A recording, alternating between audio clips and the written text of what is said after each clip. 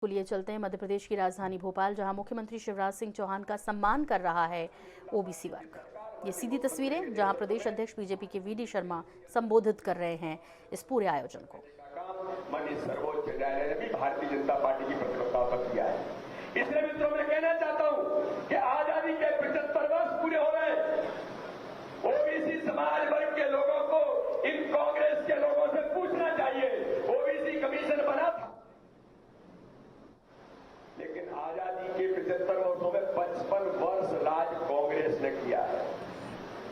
मैं सभी राष्ट्रीय अध्यक्षों से, प्रदेश के हमारे जो अध्यक्ष हैं और ओबीसी समाज वर्ग का जो नेतृत्व करने वाले लोग हैं, जो पूरा नेतृत्व यहां पर बैठा है, मैं गंभीरता से कहना चाहता हूं, पूछिए कमलनाथ जी से, पूछिए उन दिग्विजय सिंह मिश्र भट्टाधार से कि आपने 55 वर्ष राज किया, लेकिन ओबीसी कमीशन को कभी आपने संवैधानिक दर्जा नहीं दिया। और मैं गर्व से कहता हूं इस बात को आज इस मंच के माध्यम से कि भारतीय जनता पार्टी की सरकार, भारतीय जनता पार्टी के संगठन, माननीय प्रधानमंत्री जी की जो प्रतिबद्धता थी, उन्होंने जैसे ही शपथ ग्रहण की थी 2014 के बाद, उन्होंने कहा ओबीसी समाज वर्ग के उत्थान के लिए इस देश के अंदर ओबीसी कमीशन बना था, उस ओबीसी कमीशन को संवैधानिक दर्जा देने का काम अगर इस देश के अंदर किसी ने किया तो भारत के प्रधानमंत्री नरेंद्र मोदी ने किया। इसका जवाब इस कांग्रेस के नेतृत्व से दिया। इसलिए मित्रों, आज मैं इस अवसर पर माननीय मुख्यमंत्री जी, जिनकी अथक मेहनत, उनका संकल्प, उनकी प्रतिबद्धता का परिणाम है कि केवल मध्य प्रदेश नहीं, ये पूरे देश के ओबीसी समाज वर्ग को उनका अधिकार दिलाने का काम जिन्होंने किया है, ये तो सामान्य तौर पर मध्य प्रदेश अभिनंदन कर रहा है। अरे मैं तो कहता हूं कि पूरे देश को मध्य प्रदेश की सरकार का ओबीसी समाज वर्ग को अभिनंदन करने की जरूरत है, उसको अवसर मिल रहा है। तो इसलिए आज इस अवसर पर मैं सभी ओबीसी समाज वर्ग के हमारे नेतृत्व को आपको शुभकामनाओं के साथ, आपको बधाई के साथ मैं केवल एक अपील करना चाहता हूं। माननीय मुख्यमंत्री जी अभी मेरे साथ बातचीत कर रहे थे यहां आने से पहले। मन को पीड़ा जब होती है, जब एक झूठ छल कपट की राजनीति करने वाले गुमराह लोगों को कर जाते हैं। दिग्विजय सिंह झूठ बोल रहे हैं, कमलनाथ जी झूठ बोल रहे हैं, गांव-गांव में जाकर के केवल झूठ की राजनीति करेंगे, छल करेंगे, कपट करेंगे, गुमराह करेंगे। अरे इनका जवाब किसी को देना है तो मित्रों, ये अभिनंदन तो आज यहां पर होगा, लेकिन इस अभिनंदन के बाद गांव-गांव के अंदर प्रत्येक पंचायत में भारतीय जनता पार्टी का कार्यकर्ता तो करेगा ही, लेकिन ओबीसी समाज वर्ग के इन सभी मित्रों को मैं कहना चाहता हूं, आप सबको मिलकर के मध्य प्रदेश के अंदर स्थानीय निकाय और ग्रामीण निकाय से लेकर के नगर निकाय के चुनाव में इन झूठ बोलने वालों की राजनीति करने वालों को जवाब देने के लिए इनका पर्दाफाश प्रत्येक पंचायत में ओबीसी समाज वर्ग को करने की जरूरत है। इन्हें बताना चाहिए कि तुमने क्या किया, ये अवसर मिला है तो किसके द्वारा मिला। तो झूठ छल कपट की राजनीति करने वालों को भी जवाब देने का काम हमारे ओबीसी समाज वर्ग के सभी संगठनों को, सभी नेतृत्व को और सभी कार्यकर्ताओं को इस दिशा में आज काम करने की जरूरत है, जिसकी आज बेहती आवश्यकता है। इतना ही आह्वान करके मैं माननीय मुख्यमंत्री जी को और पूरे मंच पर बैठी हुई टीम का पुनः एक बार अभिनंदन और स्वागत करता हूं। और भारतीय जनता पार्टी के कार्यकर्ताओं की जो प्रतिबद्धता थी आज वो पूरी हो रही है। इसलिए भारतीय जनता पार्टी के सभी कार्यकर्ताओं को, बूथ बूथ तक के लोगों को मैं उनका बहुत अभिनंदन करता हूं, बहुत बहुत स्वागत करता हूं। जय हिंद, जय भारत, भारत माता की जय।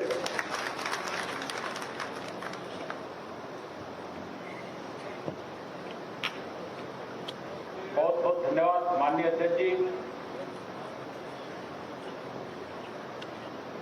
मैं माननीय मुख्यमंत्री जी को यहां बुलाने से पहले 1 मिनट में बात कहूंगा। बड़ी पीड़ा है कि पूरे प्रदेश के अंदर कई वर्षों से कांग्रेस ने पिछड़े वर्ग के लिए कुछ नहीं किया। और जब मैं सुप्रीम कोर्ट में था और जब वहां मैंने देखा इतने सारे अच्छे अच्छे वकीलों को माननीय मुख्यमंत्री जी ने वहां खड़ा किया था कि एक एक विषय का अध्ययन करके वो सब लोग अपनी बातें कर रहे थे, मगर विरोध में खड़े होने के लिए कांग्रेस से जुड़े हुए वकीलों को खड़ा किया जा रहा था। इससे बड़ा दुर्भाग्य कुछ नहीं हो सकता। और उसका ये परिणाम है कि महाराष्ट्र और उड़ीसा जैसे स्टेट में बिना रिजर्वेशन के चुनाव हो रहा है, मगर मध्य प्रदेश में चुनाव हो रहा, मैं जब दौड़ा करते थे हमारे आयोग के लोग, तो माननीय मुख्यमंत्री जी के स्पष्ट निर्देश थे, लगभग 50,000 से ज्यादा कर्मचारी एक एक पंचायत की एक एक पोलिंग की जानकारी निकाल रहे थे। इतनी बारीक जानकारी। मैंने महाजन कमीशन की रिपोर्ट पढ़ी, उनके अध्यक्ष जी ने बोला था कि मुझे 4 वर्ष सरकार की तरफ से कोई सहयोग नहीं मिला, मगर मध्य प्रदेश के माननीय मुख्यमंत्री जी का आभार करता हूं कि 7 महीने के अंदर 50,000 कर्मचारी की फौज ऐसी लगी थी कि हमारा सारा का सारा डाटा एक एक जिला, एक एक तहसील, एक एक ब्लॉक और एक एक पंचायत की एक एक पंच की लिस्ट बना करके हमारे पास आई थी, और जिसके कारण इस बारीक से बारीक रिपोर्ट को सुप्रीम कोर्ट के जस्टिस ने भी माना। ये माननीय मुख्यमंत्री जी का ये संकल्प था, इस काम को करना है, और इतना सपोर्ट मैंने अपने जीवन में आज तक कभी नहीं देखा। इससे साबित होता है कि माननीय मुख्यमंत्री जी ने कितने कठिन परिस्थितियों में रात दिन मेहनत करके सब कर्मचारी को लगा करके आयोग की रिपोर्ट करवाने में उनका कर्मचारी को बहुत सहयोग मिला। मैं ऐसे माननीय मुख्यमंत्री जी को यहाँ बुलाना चाहूंगा और एक बार जोरदार आप लोगों से अनुरोध करता हूँ, एक बार जोरदार खड़े होकर के 1 मिनट तक ताली बजाते हुए माननीय मुख्यमंत्री जी का अभिवादन स्वागत करो, जिसके कारण वो इतना बड़ा सम्मान मिला।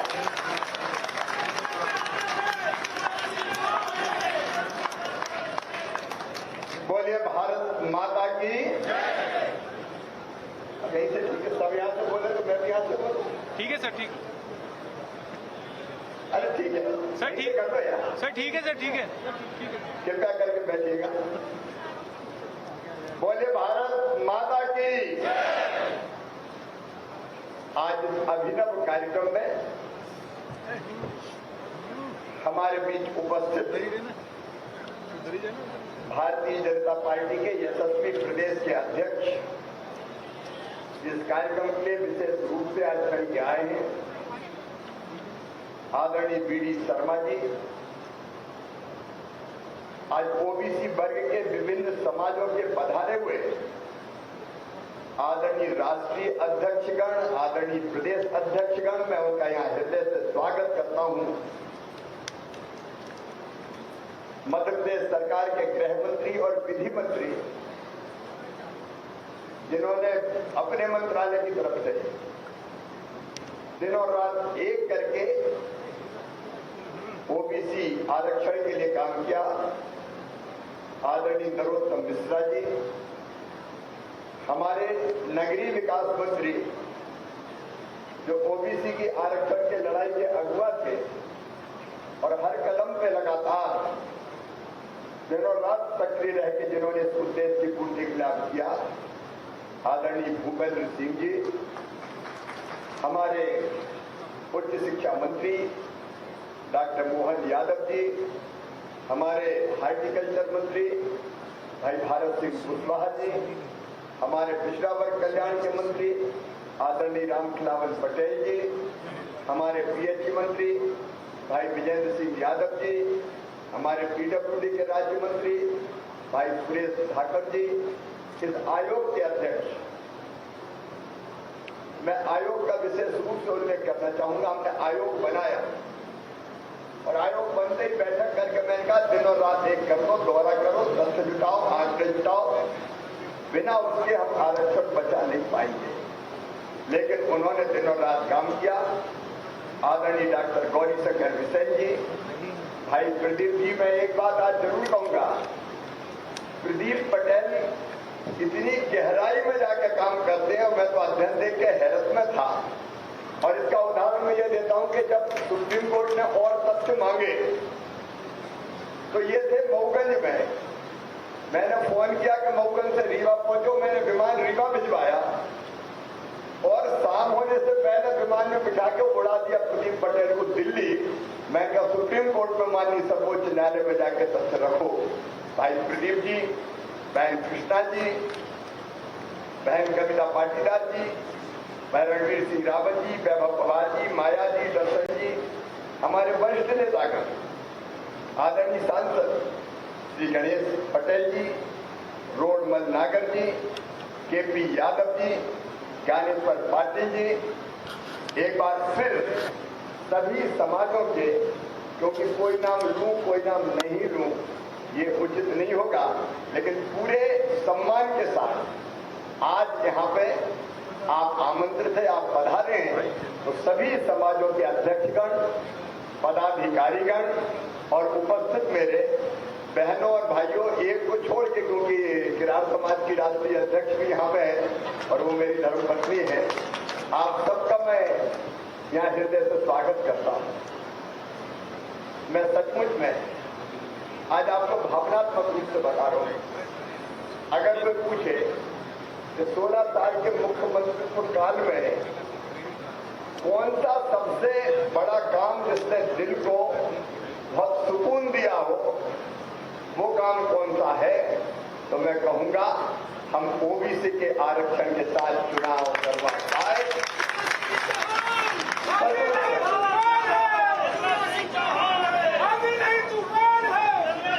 सचमुच में ये लगभग असंभव था, लेकिन मध्य प्रदेश की विधानसभा में मेरे विधायक मित्र बैठे हैं, अनेकों वरिष्ठ विधायक साथीगण बैठे हैं। कमलनाथ जी को मैं याद दिलाना चाहता हूं, मैंने कहा था कि कोई साथ देगा तो उसके साथ, कोई साथ नहीं देगा तो उसके बिना, और कोई विरोध करेगा तो उसके बावजूद हम ओबीसी को आरक्षण के साथ ही मध्य प्रदेश में चुनाव करवाएंगे। संकल्प पारित किया था विधानसभा, और यह असाधारण संकल्प था। परिस्थितियां ऐसी थी, और ये आप देखिए, आज मैं चर्चा कर रहा हूं, कोई भाषण नहीं दे रहा। आप सिलसिलेवार इस कहानी को सुनिए, ये पाप किया कौन नहीं। हम तो 27% रिजर्वेशन के साथ चुनाव करवा रहे थे। चुनाव की अधिसूचना जारी हो चुकी थी, पहले देश के फॉर्म भरे जा चुके थे। कमलनाथ जी, आज तुम मध्य प्रदेश बंद का आह्वान कर रहे हो, तुम्हारी कोई नहीं सुन रहा, लेकिन मैं तुमसे जवाब चाहता हूं। भारतीय जनता पार्टी की सरकार चुनाव करवा रही थी, क्यों तुम्हारी पार्टी पहले हाईकोर्ट में गई, हाईकोर्ट में पिटे तो माननीय सर्वोच्च न्यायालय गए, सर्वोच्च न्यायालय का हाईकोर्ट या यहाँ का आ गए तो फिर हाईकोर्ट आए, और अंततः इधर उधर की बात करके महाराष्ट्र का गबली प्रकरण का उदाहरण देके तुमने ये फैसला करवाया था कि ओबीसी के आरक्षण के बिना चुनाव होंगे। ये फैसला हो गया था कि जितने आरक्षित पद है ओबीसी के, सबको अनारक्षित कर दो और बिना ओबीसी के चुनाव करवाओ। ये पाप, ऐतिहासिक पाप अगर किसी ने किया था तो कमलनाथ, राम ने और कांग्रेस पार्टी ने किया था। और आपका तो इतिहास ही ओबीसी विरोध कर रहा है। इतिहास उठा के देख लीजिए। आज क्योंकि कांग्रेस नाटक कर रही है, आरोप लगा रही है, बंद का आह्वान कर रही है, इसलिए मैं पूछना चाहता हूं, पहले तो एक ही बात का जवाब दे दो, जिसका उल्लेख क्या हुआ है। कमलनाथ जी, सोनिया गांधी जी, राहुल गांधी जी, प्रियंका गांधी जी और जितने जी हैं उनके, एक बात का जवाब मुझे दे दो। महाराष्ट्र में तुम्हारी सरकार, तुम्हारे साथ वाली सरकार, एक साथ प्रकरण गए, कोर्ट में लड़ाई हुई, जहां तुम सरकार में हो वहां ओबीसी को आरक्षण नहीं मिला। बिना ओबीसी के आरक्षण के पंचायत के चुनाव हो गए और नगरीय चुनाव के आदेश हो गए, वहां कोई आरक्षण नहीं है। और एक मध्य प्रदेश है जहां अंतिम सांस तक हमने लड़ाई लड़ी और मध्य प्रदेश में ओबीसी के आरक्षण के साथ चुनाव संपन्न हो रहे हैं। अरे बड़ा ओबीसी प्रेमी होने का दम भरते हो। अगर इतना ही ओबीसी प्रेम था तो महाराष्ट्र में क्यों ओबीसी के बिना यहां विरोध करने के पहले जवाब दो। तो चुनाव में आरक्षण नहीं दिला पाए और यहां बड़ी बड़ी बातें कर रहे हैं। मित्रों, कांग्रेस का विरोध, कांग्रेस की नीति ही ओबीसी विरोध की रही है। 1952 में पहले चुनाव हुए, भरपूर बहुमत कांग्रेस का था, कभी ओबीसी को आरक्षण दिया। 1957 में दूसरा चुनाव, कांग्रेस की सरकार, कभी पिछड़े वर्ग के बारे में सोचा। 1962 में तुम्हारी सरकार आई, तुमने ओबीसी के बारे में सोचा। 67 में तुम्हारी सरकार आई, तुमने कभी ओबीसी के बारे में सोचा। 72 में तुम्हारी सरकार, कभी ओबीसी के आरक्षण के बारे में सोचा। रिपोर्ट कई बनी, आयोगों का गठन हुआ, काका कालेलकर रिपोर्ट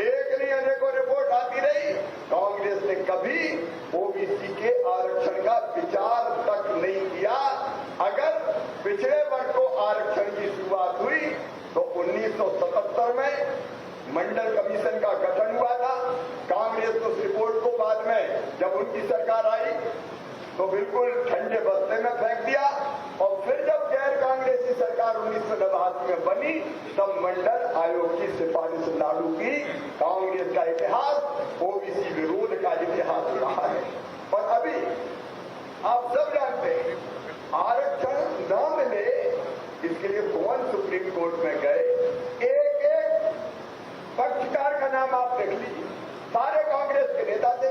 खड़े होने वाले वकील से लगा के और याचिका दायर करने वाले कौन थे?